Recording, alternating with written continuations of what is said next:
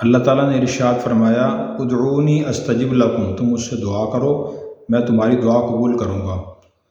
تو ایک تو ہاتھ اٹھا کے دعا کرنا ہوتی ہے کہ اللہ میری فلاں مشکل آسان فرما، فلاں حاجت پوری فرما، یہ بھی دعا کا مصداق ہے۔ اسی طرح لوگ اپنی مشکلات میں مختلف وظائف اور دعائیں پڑھتے ہیں، تو سوال یہ ہے کہ کس مشکل میں کون سا وظیفہ سب سے زیادہ مجرب اور مؤثر ہوتا ہے، اور ایک مسلمان کو کون سی دعا پڑھنی چاہیے، کون سی دعا مانگنی چاہیے۔ اس لیے شریعت میں اور معاشرے میں بہت سی دعائیں پھیلی ہوئی ہیں اور مختلف طریقوں سے پھیلی ہوئی ہیں۔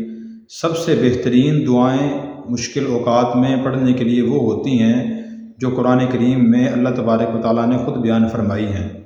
اس سے دوسرے نمبر کی دعائیں وہ ہیں جو نبی کریم صلی اللہ علیہ وسلم نے احادیث مبارکہ میں بیان فرمائی ہیں۔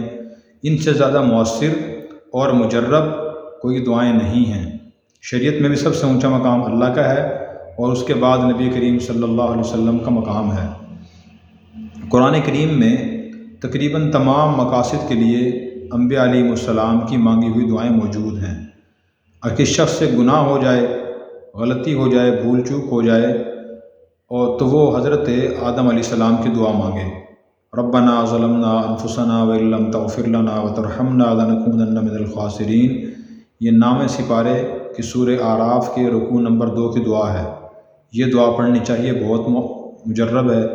حضرت آدم علیہ السلام سے بھول چوک ہوئی تھی، انہوں نے یہ دعا پڑھی تو اللہ تعالیٰ نے ان کی دعا قبول فرما لی۔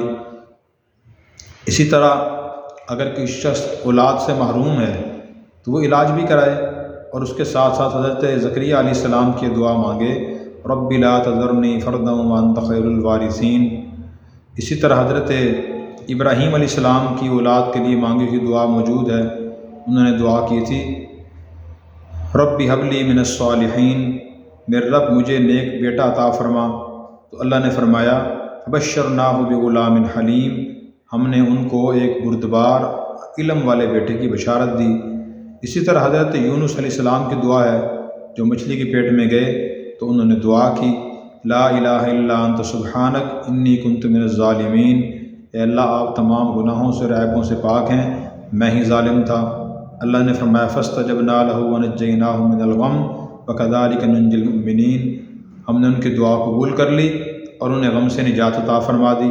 تو دیکھیں انبیاء علیہ السلام نے جو دعائیں کی ہیں وہ اللہ نے قبول فرمائی، تو یہ مقبول دعائیں، مقبول مناجات ہیں، ہمیں یہ دعائیں پڑھنی چاہیے۔ حضرت یونس علیہ السلام کی جو دعا ہے یہ خاص طور پہ اس شخص کے لیے ہے جو ناحق جیل میں ہو، قید میں ہو، وہ یہ دعا پڑھے۔ جیسے یونس علیہ السلام مچھلی کے پیٹ میں تھے، انہوں نے دعا کی تو اللہ تبارک و تعالیٰ نے ان کو وہاں سے آزادی اور رہائی عطا فرما دی۔